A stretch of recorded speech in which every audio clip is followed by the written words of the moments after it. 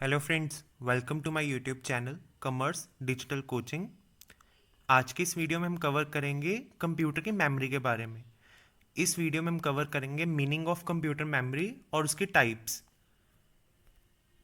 Computer की memory वैसे basically देखा जाए जैसे हमारी मेमोरी होती है कि जहाँ पर हम हमारी जितनी भी चीज़ें स्टोर होती हैं, हमारी यादें स्टोर होती हैं, हमने जो लर्न किया होता है वो चीज़ें स्टोर होती हैं। वैसे ही कंप्यूटर की एक मेमोरी होती है इसमें वो सब कुछ स्टोर करता है, या इवन जो हम चीज़ कर रहे होते हैं कंप्यूटर में वो भी टेम्परेरी स्टोर करके रखता है।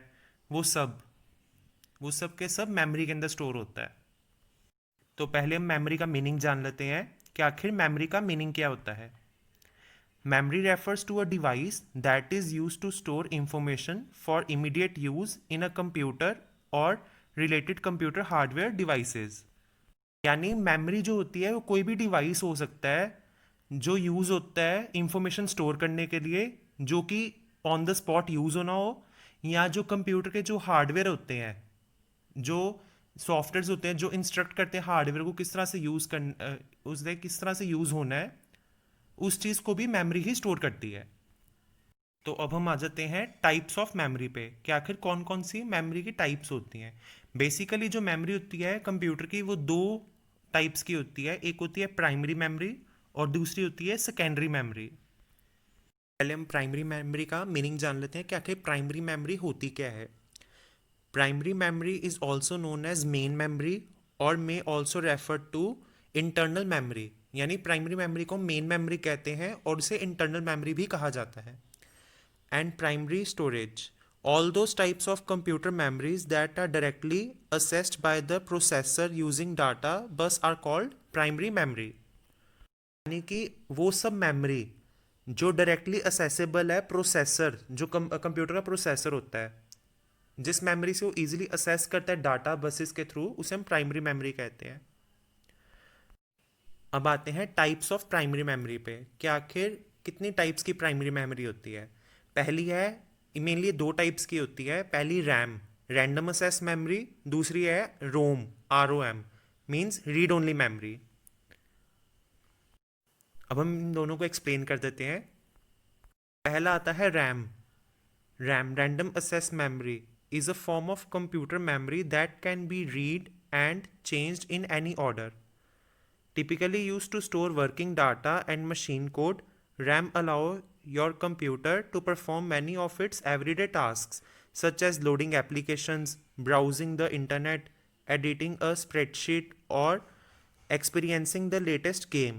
Memory also allows you to switch quickly among these tasks, remembering where you are in one task when you switch to another task. यानी कि जो रैम होती है, रैंडम एक्सेस मेमोरी, इसमें क्या होता है कि आप डाटा को एडिट कर सकते हो, इजीली चेंज कर सकते हो। बेसिकली जैसे हमने देखा होगा, हम कंप्यूटर चलाते हैं, हम एग्जांपल के तौर पे मैं माइक्रोसॉफ्ट वर्ड पे एक फ़ाइल बना रहा हूँ। जितनी मैं वो फाइल बना रहा हूँ ना, वो सारी की सारी रैम में स्टोर होती है। जब तक मैं उस फाइल को सेव नहीं कर देता, तब तक जितना मैं उस पर टेम्परेरी काम कर रहा हूँ वो सारी रैम में स्टोर होती है। दूसरे एग्जांपल मैं ये लेता हूँ कि बाई चांस मैं गेमिंग कर रहा हूँ, खेल रहा हूँ, गेम्स खेल रहा हूँ, तो इवन वो रैम जो है उसी की मदद से ही मैं गेम्स खेल रहा हूँ। वही थोड़ी बहुत जितना मैं गेम्स में आगे पहुँच रहा हूँ वो रैम के थ्रू ही, एक तरह से वो टेम्परेरी मेमोरी है। तीसरा ये, अगर मैं किसी एप्लीकेशन को इंस्टॉल कर रहा हूँ या कोई एप्लीकेशन मेरी लोडिंग पे चल रही है, वो रैम के थ्रू ही होगी। जितनी वो एप्लीकेशन लोड हो गई है, जितना इंस्टॉल हो गई है, वो सारा रैम में स्टोर होता है। मतलब जितना भी हम अभी काम कर रहे हैं और अगर हमने उसे सेव नहीं किया तो वो काम सारा रैम में ही स्टोर होगा। अगर वही कंप्यूटर की बाई चांस, मैं कहता हूँ अगर लाइट चली जाए, कंप्यूटर बंद हो जाए, उसके हम फिर से कंप्यूटर ऑन करेंगे तो वो चीज़ स्टार्टिंग से स्टार्ट होगी। तभी हम कह सकते हैं कि रैम में एक तरह की, जो रैम के अंदर स्टोरेज होती है वो एक तरह से टेम्परेरी स्टोरेज होती है। टेम्परेरी वो सब कुछ चीज़ें होती हैं। रैम कोई परमानेंट स्टोरेज नहीं होती जब तक हम उसे सेव नहीं कर लेते, क्योंकि जैसे हम सेव करेंगे तो वो हार्ड ड्राइव में चला जाएगा, जो कि परमानेंट रखेगा जब तक हम उसे डिलीट नहीं कर देंगे। जो रैम में होगा वो टेम्परेरी फाइल्स ही रहेंगी। सेकंड नंबर पे आता है रोम, रीड ओनली मेमोरी।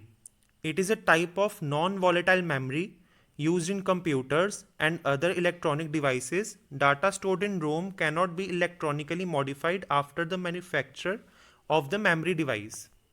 रोम रीड ओनली मेमोरी, ये नाम से ही पता लगता है कि सिर्फ ये रीड करने के लिए ही है। जो भी फाइल्स रोम में स्टोर हुई होंगी रीड ओनली मेमोरी में, वो कभी चेंज नहीं हो सकती, हम उसमें चेंज नहीं कर सकते, मॉडिफिकेशन नहीं कर सकते, कुछ भी नहीं कर सकते। ना ही उसमें से कुछ डिलीट कर सकते, ना ही उसमें कुछ ऐड कर सकते। एग्जाम्पल के तौर पे कंप्यूटर के अंदर कुछ जो मेन सॉफ्टवेयर्स होते हैं वो हमेशा कंप्यूटर के अंदर रहते हैं। अगर बाई चांस हमारी विंडोज़ करप्ट भी हो जाए तो स्टिल वो कई सॉफ्टवेयर्स कुछ ऐसे होते हैं जो कंप्यूटर के अंदर रहते ही हैं, वो मतलब रोम के अंदर होते हैं। उसे हटाया नहीं जा सकता, उसे मिटाया नहीं जा सकता उस वाले डाटा को जो रोम के अंदर है। अब हम दूसरी तरह की मेमोरी में आते हैं जो कि है secondary memory. Secondary memory refers to the storage devices such as hard drives and solid state drives. It may also refers to a removable storage media such as USB flash drive, CD, DVD. These devices are capable of storing huge amount of data. Secondary devices है ना, जैसे मैंने बताया था कि अगर हम कोई फाइल सेव करते हैं तो वो सेकेंडरी मेमोरी में चले जाता है। जो सेकेंडरी मेमोरी होती है उसे हम कंप्यूटर से रिमूव भी कर सकते हैं, जैसे कि हार्ड ड्राइव्स हो गई, हम हार्ड ड्राइव चेंज कर सकते हैं, या जैसे यूएसबी ड्राइव्स, जैसे हम पेन ड्राइव यूज़ करते हैं, सीडी, डीवीडी, ये सब एग्जांपल्स हैं सेकेंडरी मेमोरी की। और इनके अंदर काफ़ी ह्यूज अमाउंट ऑफ कैपेसिटी होती है, काफ़ी ज़्यादा डाटा स्टोर कर सकते हैं अपने अंदर, जो कि प्राइमरी मेमोरी में ऐसा कुछ नहीं होता, ना ही रैम में ना ही रोम में। हम आते हैं टाइप्स ऑफ सेकेंडरी मेमोरी में। क्या आखिर अब सेकेंडरी मेमोरी की भी कुछ टाइप्स हैं? बेसिकली 3 टाइप्स होती हैं सेकेंडरी मेमोरी की। There are 3 main types of secondary storage in a computer system. पहला है solid state storage devices such as USB memory sticks. Second आता है optical storage devices such as CD, DVD and Blu-ray discs. Third आता है magnetic storage device such as hard disk drive. मतलब basically 3 तरह की devices हो गई जो सेकेंडरी मेमोरी के अंदर होती हैं। पहला है सॉलिड स्टेट स्टोरेज डिवाइस, दूसरा ऑप्टिकल स्टोरेज डिवाइस, तीसरा है मैग्नेटिक स्टोरेज डिवाइस। हम तीनों को एक बार एक्सप्लेन कर देते हैं। पहला आता है सॉलिड स्टेट स्टोरेज डिवाइसेस। नाम से ही पता लगता है कि मतलब सॉलिड होएगा, मतलब ये मूव नहीं करता या रोटेट नहीं करता, जैसे इसके अंदर डाटा स्टोर हो रहा होता है। जैसे सीडी डीवीडीज जो होती हैं वो रोटेट होती हैं जब उसके अंदर डाटा की स्टोरेज जा रही होती है, जब उसके अंदर कोई डाटा डाल रहे होते हैं या रीड हो रहा होता है। बट ये सॉलिड स्टेट स्टोरेज डिवाइसेस क्या होती हैं, ये हमेशा फिक्स ही रहती हैं। जैसे हम इसके अंदर डाटा कुछ डाल रहे हैं या कुछ इसके अंदर कोई हम फाइल देख रहे हैं कंप्यूटर के थ्रू, तो ये हिलती नहीं है, एकदम वैसी की वैसी रहती हैं। ये जो डिवाइसेस होती हैं solid state storage devices. Solid state storage triple S, it is a type of computer storage media that stores data electronically and has no moving part. Solid state storage is made from silicon microchips because there are no moving parts. SSDs require less power and produce far less heat than spinning hard disks, drives or magnetic tapes. Solid state devices include USB pen drive, SD cards. मतलब एक तरह से ये भी कम power खाती हैं और less heat generate करती हैं, क्योंकि इन्हें घुमाने की ज़रूरत नहीं पड़ती या कुछ भी नहीं, एकदम सॉलिड रहती हैं ये। एग्जांपल के तौर पे हम ले सकते हैं जैसे पेन ड्राइव हो गई हमारी, या हमारा मेमोरी कार्ड हो गया। सेकंड आता है ऑप्टिकल स्टोरेज डिवाइसेस। नाम से ही पता लग रहा है ऑप्टिकल स्टोरेज डिवाइसेस, इसका मतलब होता है वो डिवाइसेस जिसके अंदर हम डाटा स्टोर कर रहे हैं या उसके अंदर हम कोई फाइल रीड कर रहे हैं तो वो स्पिन करेंगे। It refers to any storage method that uses a laser to store and retrieve data from optical media. और हाँ, जैसे हम इसके अंदर डाटा डाल रहे होते हैं तो एक लेज़र की फॉर्म में जो डाटा है, मतलब एक लेज़र के थ्रू डाटा उसके अंदर चला जाता है, उसके अंदर स्टोर हो जाता है। Britannica notes that it used low power laser beam to record and retrieve digital data. यानी एक low power laser beam use होती है टू रिकॉर्ड, यानी इसके अंदर डाटा डालने के लिए या retrieve digital data. Compact disc and DVD are example of optical media, यानी जो हम सीडी यूज़ करते हैं या डीवीडी यूज़ करते हैं वो ऑप्टिकल स्टोरेज डिवाइसेस की एग्जाम्पल है। थर्ड हमारे पास आता है मैग्नेटिक स्टोरेज डिवाइस। अब नाम से ही पता लग रहा है मैग्नेटिक स्टोरेज डिवाइसेस का। मैग्नेटिक स्टोरेज और magnetic recording is the storage of data on a magnetised medium, यानी ये जो डाटा है वो स्टोर करता है मैग्नेटाइज्ड मीडियम के थ्रू।